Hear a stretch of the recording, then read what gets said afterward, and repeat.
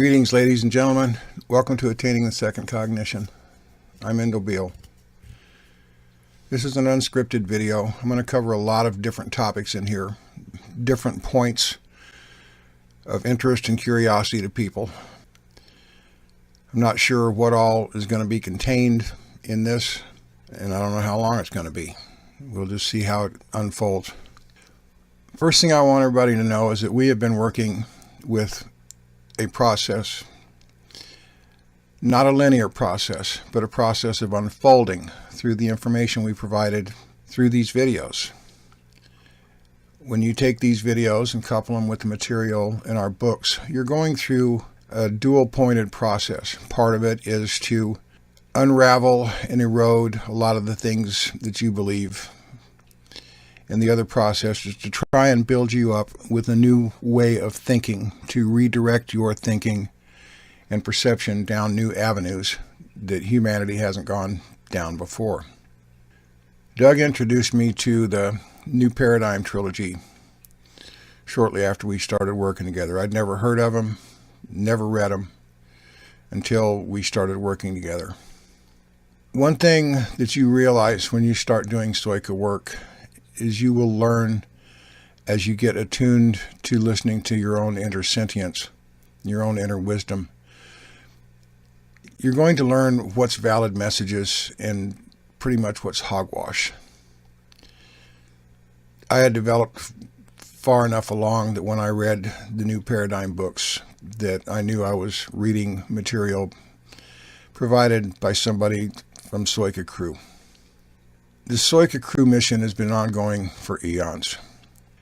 It's culminating and coming to a head now at the end of this energetic war, and we're moving into a transition to alter the direction of cosmic reality at this point in time. Your focus, if you're a Stoika ground crew member here now, is on this planet and redirecting things here. There are Stoika sentients across the multiverse. Every one of them has a local jurisdictional area, their own planets or solar systems or whatever. There is some collaboration between us and them, but for the most part, this is our arena, this is our battlefield on this planet. And your focus needs to be there. We're here to create an alternative reality to the present first cognition reality. We have emphasized this even in our early videos, and the last couple of books I'm working on, the No Trespassing book and Stoika Consciousness book, are going to focus more on this creative effort. What you have to understand is that the first cognition world is hopelessly broken. We're not here to repair that world. We're not here to go to battle with people who live in that world. And this, even it was stated in the New Paradigm books, you're going to have to go through a 180-degree U-turn in your thinking to perceive what you're actually here to do. Because of the virus hive mind, we all are concerned about the masses. What's the public going to do? What's going to happen in their world? Well, if you live in that world, then you can have all of the grief and worry and woe about which direction that world takes. But when you accept the fact that you are here to create an alternative energetic reality, and I discussed this in the Explaining Realities video, then your focus has to move away from how that world functions and get your head into the game of what are we going to do to create the alternative that surpasses that reality. This takes a complete and total redirect of your thinking processes and your perception processes. Our latest videos, we're providing information to try and help you comprehend how that sentience works, the Stoika innate wisdom works. And you have to retool your thinking away from what happens in that world, which we've addressed in a lot of the old videos, to how are we going to make this new reality? What changes are we going to bring about to make life here as human beings on this planet better, without all the manipulation and control that currently governs the first cognition world. You're each invited to retool your thinking along these lines. As hard as it is to do based on the programming we've all been indoctrinated with, the herd concerns, the mass concerns, you can't drag that world forward into the new paradigm reality. Admittedly, there are things, we don't want to throw the baby out with the bathwater. There's a lot of things that are worth keeping. But the one thing that's not worth keeping is human consciousness functioning in the first cognition reality, filled with fear, emotional angst, compassion, and love, and all the other emotional twaddle that we've had shoved up our asses. They don't have any relevance as they are currently understood and utilized in the first cognition world. The controllers have been very effective in what they have shoved up our asses so far as belief system goes. Spiritual beliefs, political beliefs, cultural beliefs. And it's very hard for us to imagine functioning without all of this indoctrination present in our minds. With the introduction of Soika awareness in our past few videos, with better explanations on it, a lot of you are trying to figure out, well, how does that work? I'm going to give you a primary and very simplistic example. Soika sentience is not like the fucking ego. It's not in your face blaring. It works through very subtle means. And learning how to interpret this subtlety and make it applicable is the hard part. We have some viewers that have probably been down the New Age rabbit holes.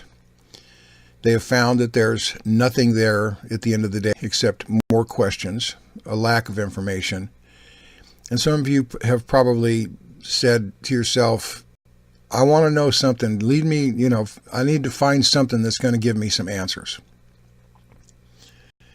So you happen across one of our books on Amazon. Or you happen to see one of our videos in the sidebar on YouTube or something. And you get this little inner nudge. Check that out. This inner nudge, this subtle thing that you would like to attribute maybe to coincidence or synchronicity or whatever words you want to use. But this subtle nudge is how your Soika sentience talks to you. When you pay attention to these nudges, then you are led to things that you're looking for. Your statement that, I got to find something that's going to give me some answers. And then within a few days or so, running across one of our books on Amazon, however the lookup you were using led you to that book. That's your Soika guiding you to find what you're looking for. Or clicking the random video in the sidebar that leads you to our material. When you learn to pay attention to these subtle nudges more, then you become more in tune with how your Soika sentience talks to you. It doesn't come in voices. It comes through subtle internal feelings, what we call tweaks. I discuss this in Demystifying the Mystical. And I've also put in that book how subtle all of this stuff is. The example I just gave you is a perfect example of Soika subtlety, of how your innate wisdom will guide you to what you're looking for when you express the desire to find it. The only thing that you have to learn to do is pay attention to these tweaks and these nudges and act on them. The more you get attuned to listening to these types of subtle nudges, the more you are going to find the answers that you're looking for. If you're looking something up on the internet, some historical information, pay attention to what may come up at random, because it's not always random. It's your Soika prompting you to, well, let's see, I'm going to look up this Google word combination. And then when you look up that word combination, like Fabian Society or Fabians in Theosophy or whatever, pick your example. and then you look at the links and you find a link that provides the information. This is how your Soika works. It kind of triggers your mind to put these word combinations together and do a lookup, which will lead you a lot of times to the answers you're looking for. So this is the subtle nature of how Soika sentience works, and you have to learn how to pay attention to these subtle nudges and tweaks. And when you get really good at it, you don't have to work at it at all. It becomes second nature, and you function more from that form of consciousness.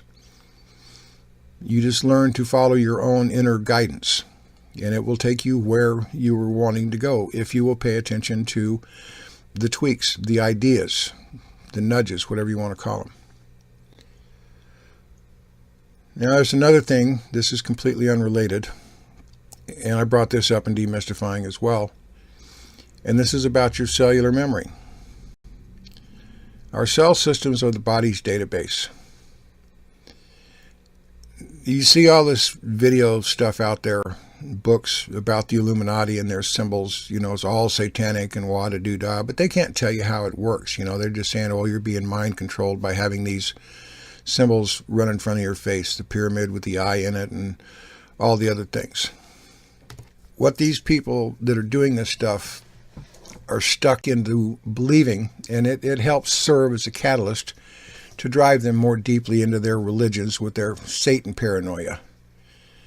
But the use of these symbols plays on the cellular memory. The Hapim hive memory was very ancient. Even though a new Hapim cell got born into a human being, it had access to this ancient Hapim memory database. Now the Hapim virus, and I explained this in the Energetic War book, would put like tendrils, I'll use just that word as something understandable, and it would infiltrate into our body-mind reactions and intrude into the cell system to where it would make us react physiologically to certain input. You can call this psychology, I don't really care how you want to term it. But these symbols are very ancient. They go back 5,000 to 6,000 years. By the powers that be using these symbols in their TV and magazine ads and all this stuff, MTV videos, it triggered a reaction on a cellular level that you were not conscious of.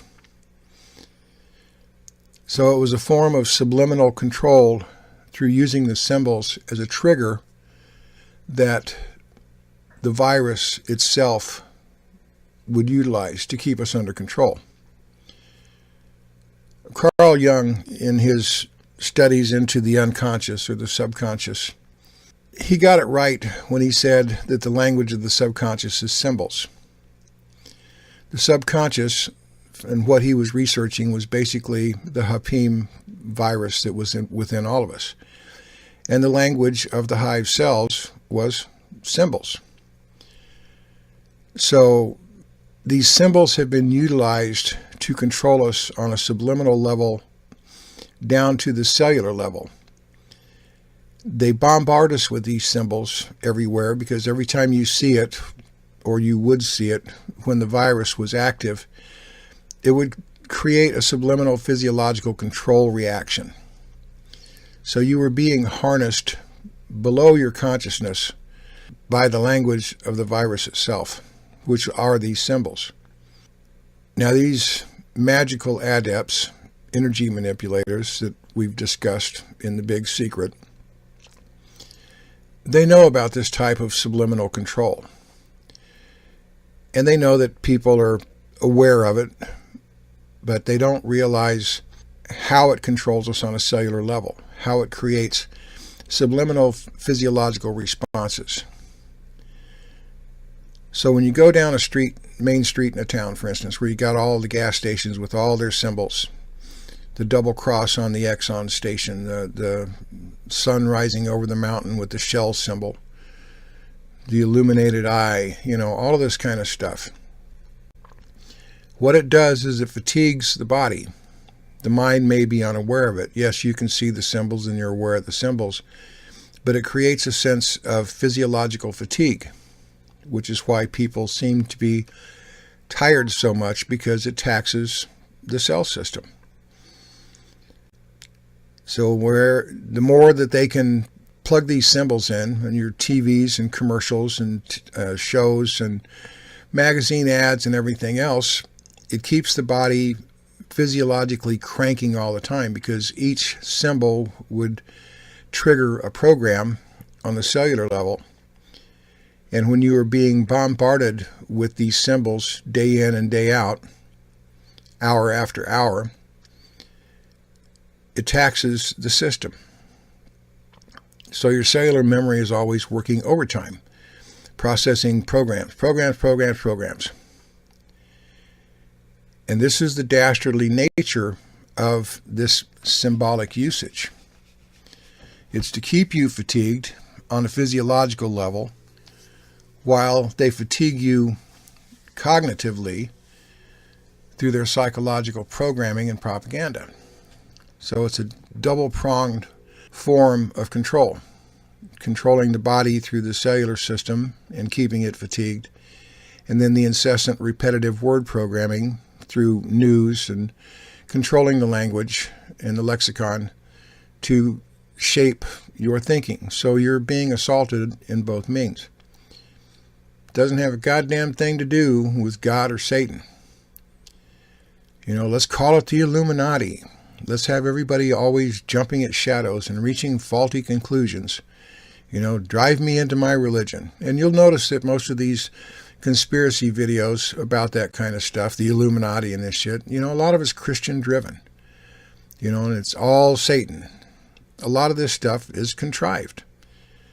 Are the producers of the videos actually Christians, or are they just presenting themselves that way in order to enforce the Christian programming and drive the herds that believe that stuff into a specific corral of paranoia and fear? But I wanted to bring up this cellular programming aspect and the symbolic language of the hives so you can understand why they use these symbols in everything. And the fact that they're so pervasive, that they're used everywhere, is an illustration of how far-reaching their mind control program actually is. The last topic I want to discuss in this video is how the ego demands to have things its own way, so far as its perceptions go. We've all read a lot of different material. We've all come from different backgrounds. Some came from the New Age. Some got disenchanted with Buddhism. Some are not feeling that they're being fed by Christianity. Our backgrounds vary. But a lot of us want advanced information. After years of research and fruitless payoff, we think we're ready for the advanced stuff. What we've been presenting in our videos is the advanced stuff. And what you have to look at is how hard it is for you to wrap your heads around the concepts we're presenting, because they are so utterly foreign to what you've been indoctrinated into believe. Regardless of which background, research, study area you came from, you come to this equation with certain expectations. You think you know what you're looking for. So you have created a mental box, a mental compartment, to where if you find something that validates what you think, aha, this is what I'm looking for. But what we present doesn't validate any of that shit. And this is due to the fact that expectations are wrong. When you start from a foundation of disinformation, and we've done a lot to expose the disinformation in our videos since last year, you have these compartments created in your mind by the beliefs that you've embraced, and this creates these expectations. The expectations are not going to be met because they are built on a foundation of propagandized indoctrination. And I don't care which school you come from. It's all a form of mind control. The Bible is one of the biggest mind control books ever written. So is the Quran. All the New Age material out there, the theosophical material, it's all mind control propaganda. And each of these areas of study create boxes in your head. And so when you think you're ready for advanced information, what you think is advanced correlates with your foundational indoctrination and beliefs. You reach a conclusion about something based on what you already know. And where we're going with this Soika stuff is not anything you know. There's been very, very little out there over the ages that gives the indicator of what this stuff is. So you find when you're confronted with information so foreign as what we present, and it doesn't meet the cognitive expectations that you've built on what you think advanced information is, there's a part of you that wants to balk. No, I don't believe that because it doesn't go with what I think it should be. Well, what you think it should be based on this foundational propagandized indoctrination is not what it is. You're going to have to disillusion yourself of your expectations.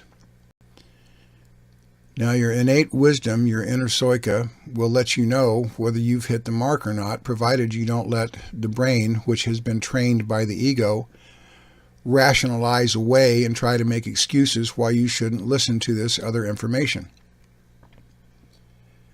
This is sort of what happens. We all have an indoctrinated mind based on ego programming, based on the virus infection. And your Soika will give you an indicator. You'll know on a gut level, this is right, this is sound.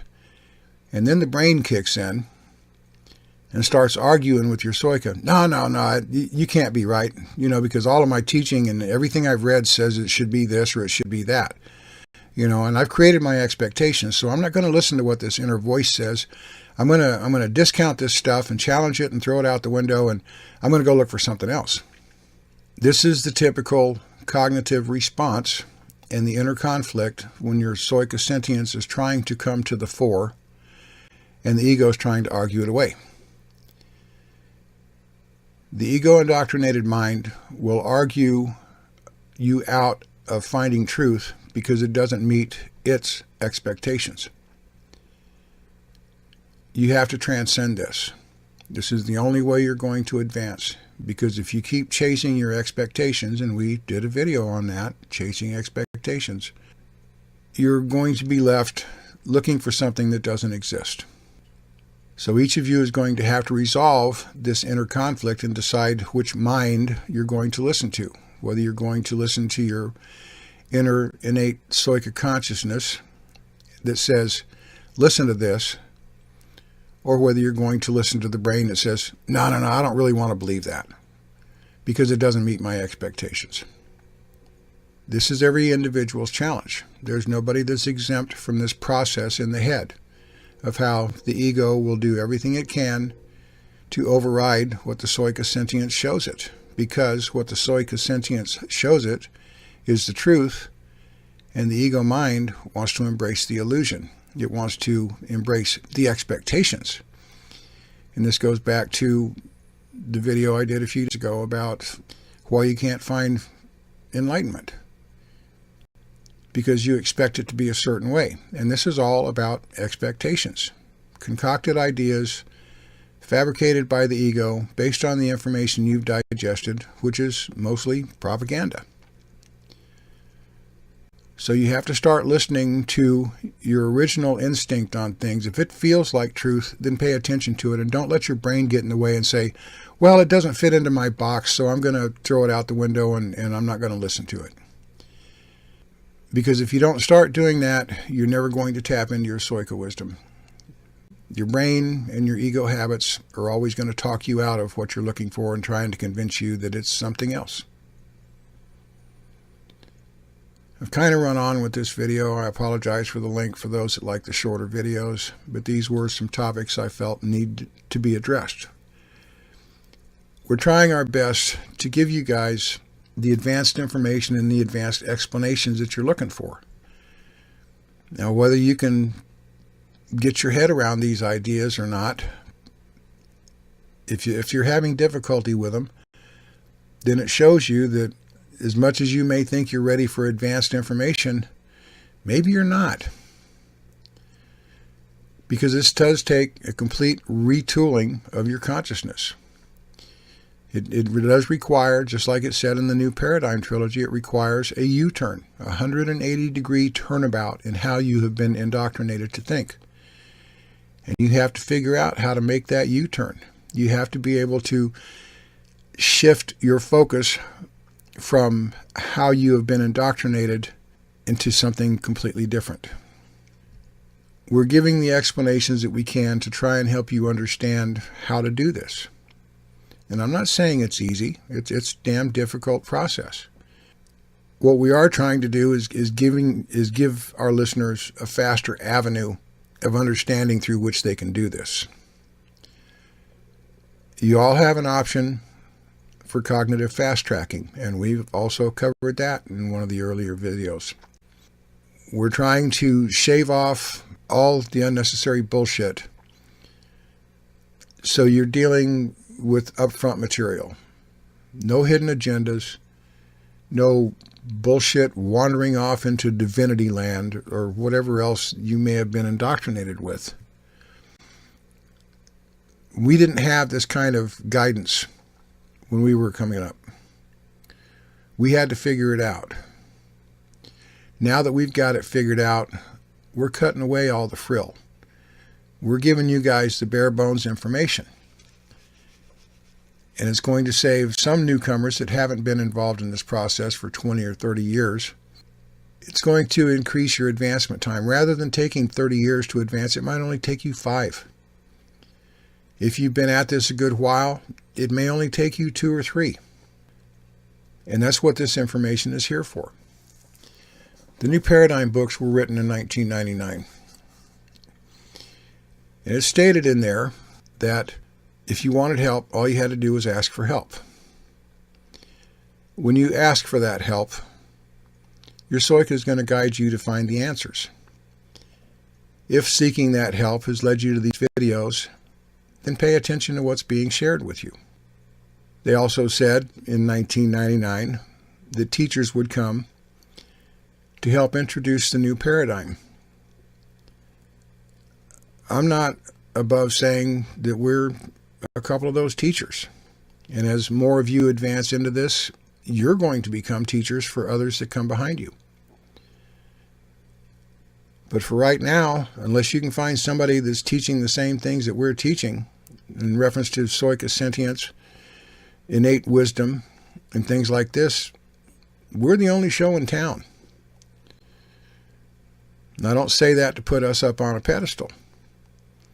So we've been down this road. We know where we're going, and you're still trying to figure it out. So you can either listen to your ego compartmentalized expectations, or you can listen to the wisdom that's going to tell you how to do this, which is what we've been trying to do since we started. The choice is ultimately yours. And if you're walking this road, then stay the course and don't give up on yourself.